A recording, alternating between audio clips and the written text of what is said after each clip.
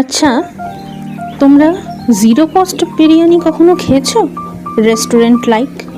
তো আজকে তোমাদের সাথে এমনই একটা রেসিপি শেয়ার করব। সানডেতে বা ছুটির দিনে অ্যাভেলেবেল জিনিস দিয়ে তোমরা কিভাবে রেস্টুরেন্ট লাইক বিরিয়ানি বানাতে পারো। সবার প্রথমে বিরিয়ানির চালটাকে প্রিপেয়ার করে নিতে হবে নর্মাল ওয়েতে।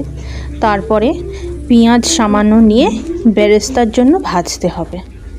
দেন কলকাতা স্টাইলের মাস্ট আলু অ্যান্ড বয়েলড এগ, এটা ছাড়া আমাদের বিরিয়ানি চলেই না, সেটাকে প্রিপেয়ার করতে হবে। এখানে এডিবল কালার তোমরা ইউজ করতে পারো বা হলুদও ইউজ করতে পারো। আমি এখানে এডিবল কালার ইউজ করে আলুগুলোকে একটু কোট করে নিয়েছি। দেন সিদ্ধ করে রাখা আলুগুলোকে আর একবার সর্ষের তেলে ভালো করে ফ্রাই করে নিচ্ছি। তোমরা এখানে সাদা তেলও ইউজ করতে পারো, it's up to your choice.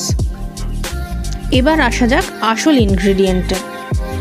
Sunday বাড়িতে যদি লেফট ওভার চিকেন আর চিকেন কারি থাকে, সেটাকে তোমরা এই বিরিয়ানির প্রিপারেশনে ইউজ করতে পারো। আমি সেটাই করেছি।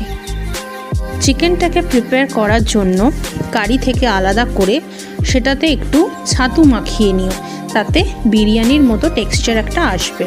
দেন সেটাকে তেলে হালকা করে ফ্রাইও করে নিতে পারো বা ওভেনে রোস্টও করে নিতে পারো।